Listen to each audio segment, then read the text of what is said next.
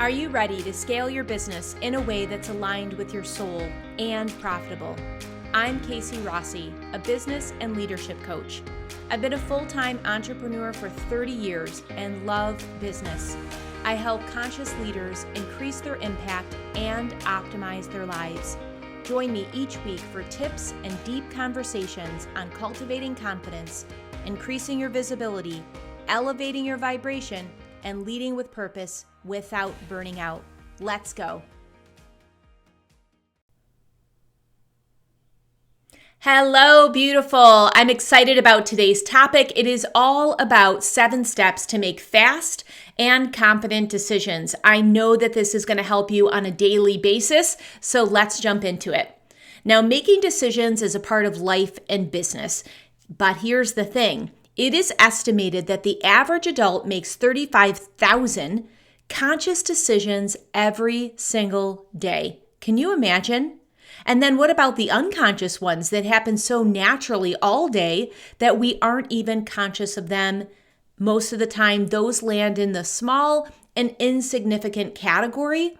But today I really want to think about the bigger decisions, those conscious decisions that have an impact on your health, business, and relationships. Those often are the ones that slow you down. Now, we can get into the trap of a mind swirl, and we know that indecision increases our stress and slows down productivity. So here's the thing, finding a way to get confident decisions then to come to that point of just, yes, this is it, that's a game changer. Let's define what confident decision making is. It is really the ability to make decisions in a way that reduces our anxiety while remaining accountable and staying authentic. This is how we really stay above the line. We really stay true to our core values and our deep why, and we take accountability for what we say yes to and what we say no to. Really key. Let's look at the root of the word decide. It is a combination of the Latin de, which means off, and sedare, which means cut. So literally, to decide is to cut off all other options. It sounds severe, doesn't it? However, think about how much simpler things could be if we snapped into aligned decisions, removing obstacles that get in the way, which would allow us to keep moving forward without second guessing. I don't know about you, but my hand is raised for that. And here's the other thing. We don't have an unlimited supply of discernment, meaning our decision-making muscles get tired at one point. Now, Greg McKeown in Essentialism talks about making the decision once so you don't need to make it 1,000 times. I love that. And I'm curious about how many times have you stewed over a decision so much that you even got sick of hearing yourself speak, whether that was like in your head mentally or verbally hashing it out with somebody else. Now, maybe that was a decision about leaving or quitting something like a job, a relationship, a volunteer position. Maybe it was a decision to spend money on a new program, on a coach, on a new car. Typically, the bigger the investment, questions absolutely merit time and consideration. But what if you were able to run the query through a decision-making matrix and be confident with the choice that popped out? Wouldn't that be cool? That's what we're going to be talking about today. So let's get into the 7 steps to make fast and confident decisions. This is really a decision-making matrix that you can just plug into no matter what your question, no matter if it's business or personal, big or small. So step 1 is to get clear on the decision that needs to be made. Like crystal clear, no gray, 1 sentence, what's the question?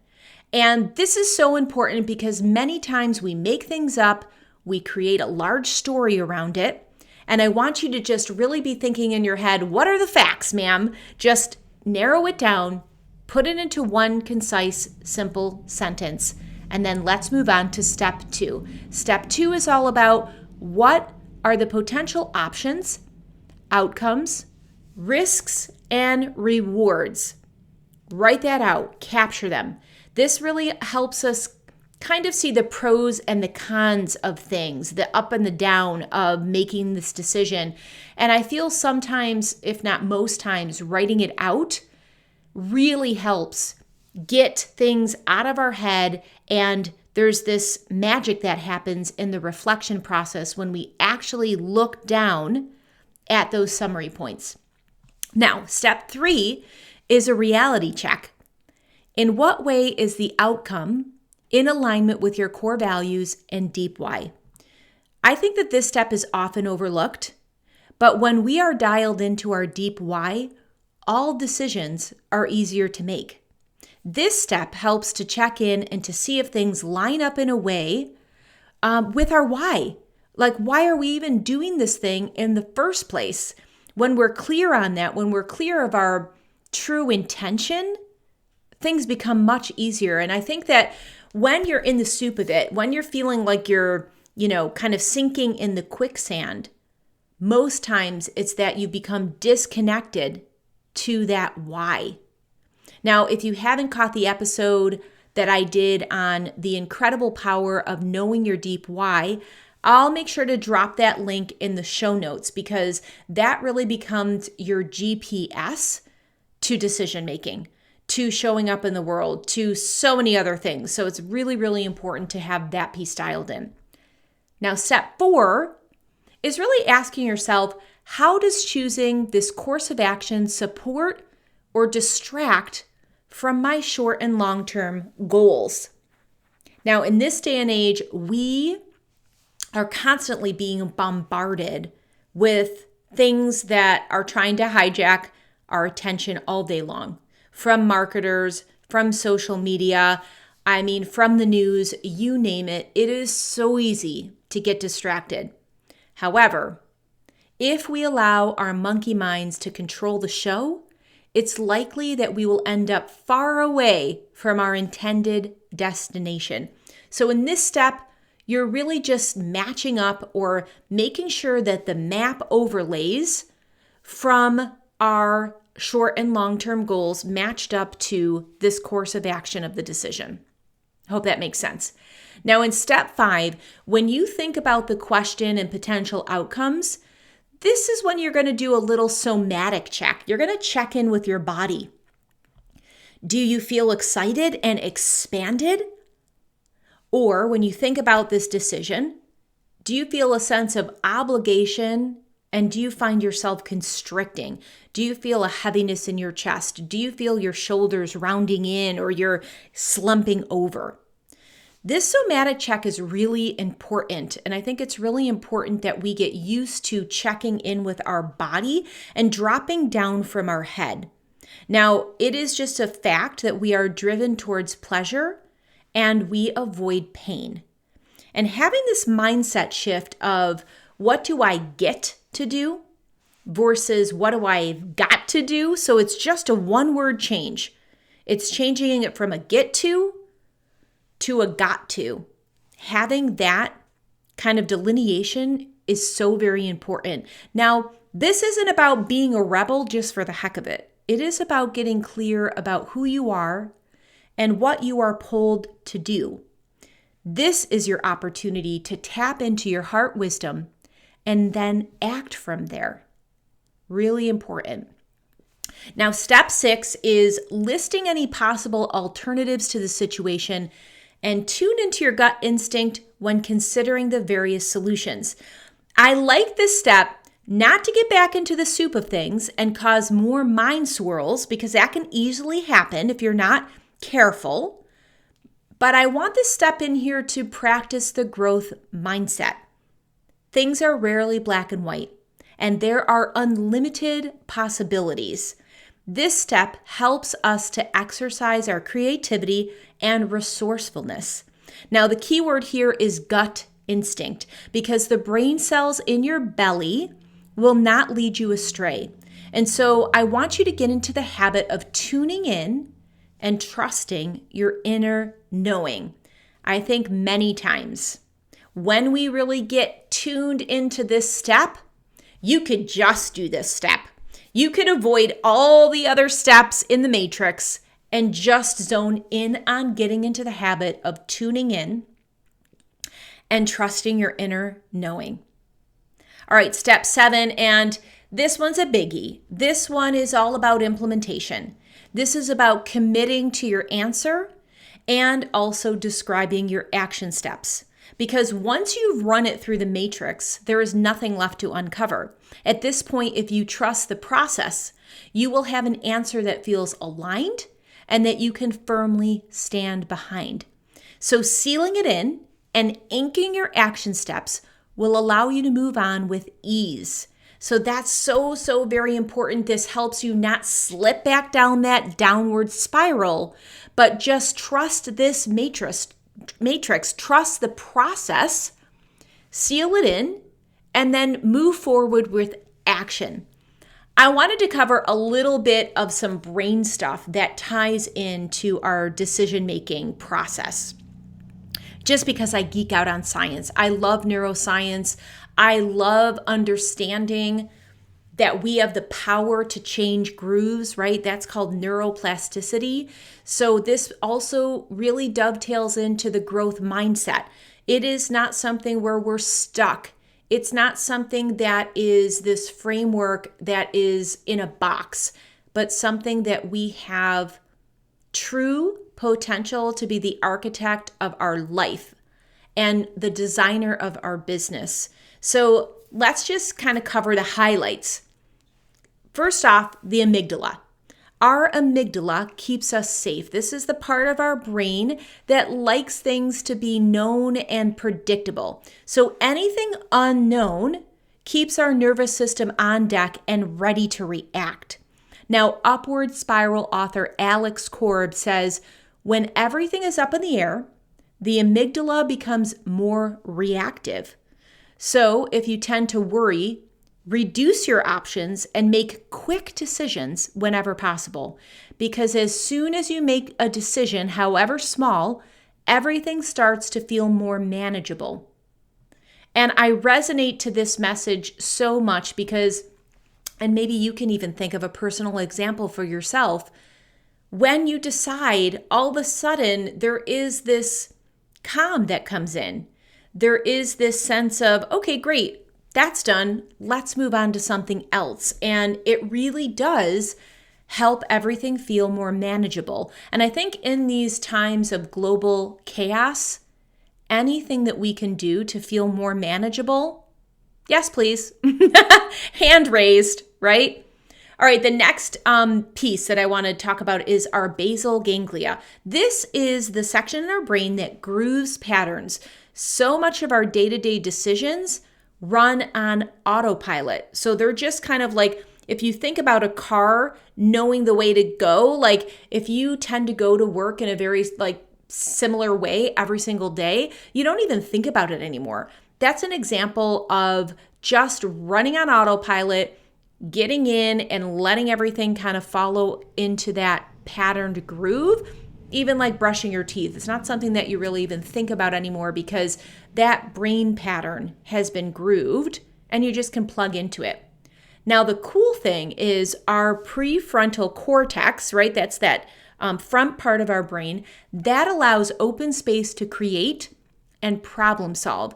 And for me as an entrepreneur, I really value this piece because we have to solve problems on a regular. And if we are content creators, being able to tap into that creative zone is so very important. If you're a writer, you know how important it is to be able to have fluid ideas coming through you and having that space to create and getting out of that fight or flight zone that we can often do when that amygdala is getting hijacked for things that are unknown. It's not a fun place to be, but the creative space is a fun place to be. And that is something that I feel like many of us, myself included, are really pulled to developing more and more.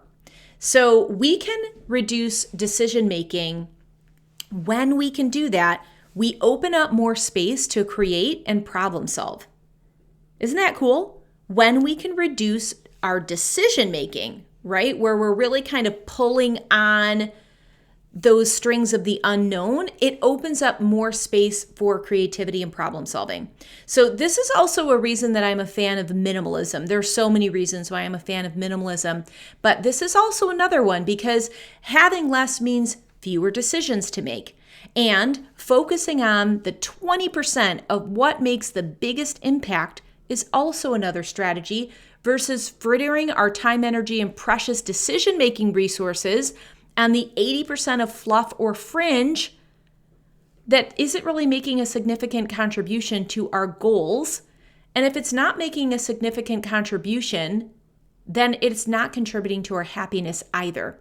So isn't it more freeing to think about simplifying, to think about being able to run things through this decision-making matrix so we can come to a conclusion, make faster decisions, make confident decisions, right? No more second guessing.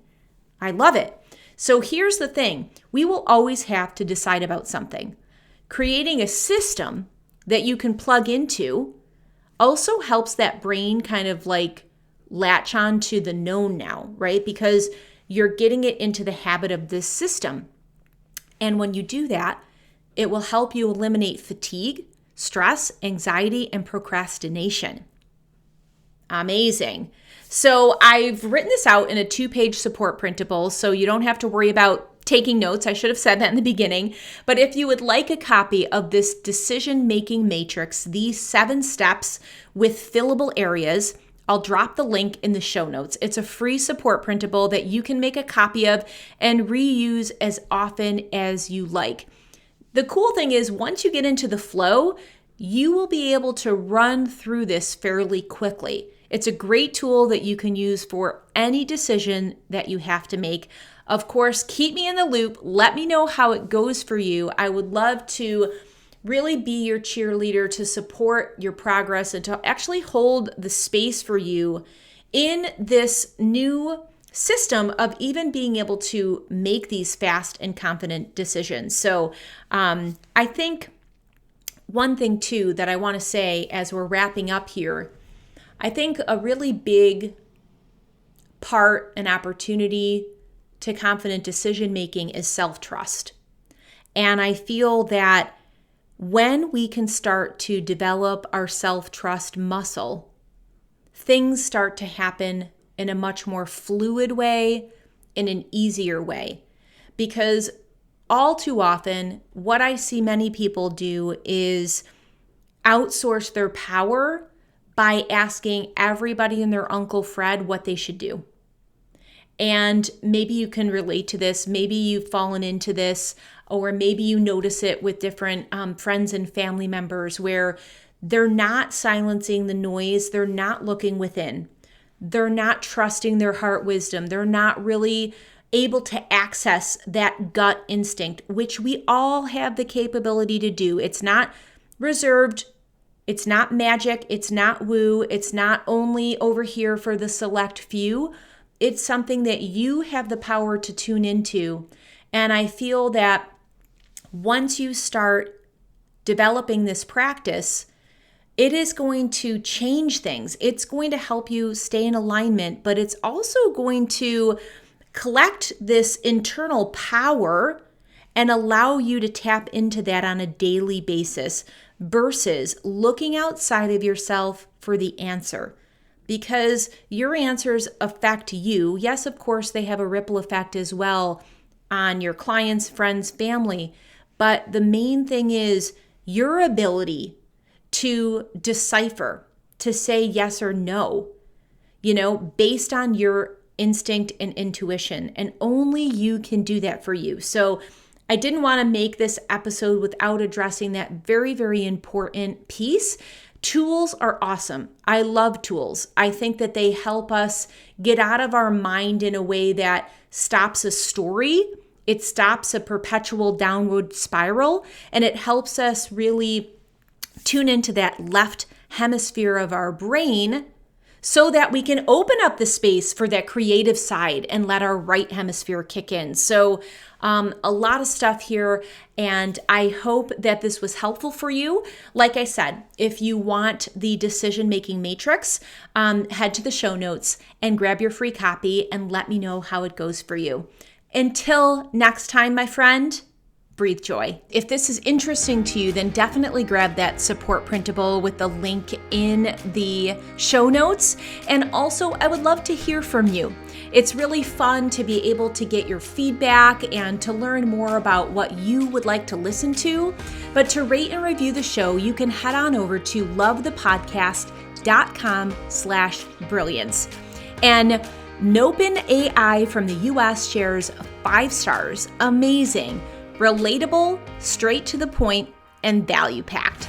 I love that because, as you know, I am all about optimization and efficiency. So I appreciate you, I value your time, and it's really important to me to deliver no fluff stuff to you. So thank you so much for leaving feedback. And if you want to rate and review the show, it would mean a lot to me. You can head on over to lovethepodcast.com/brilliance. Thank you.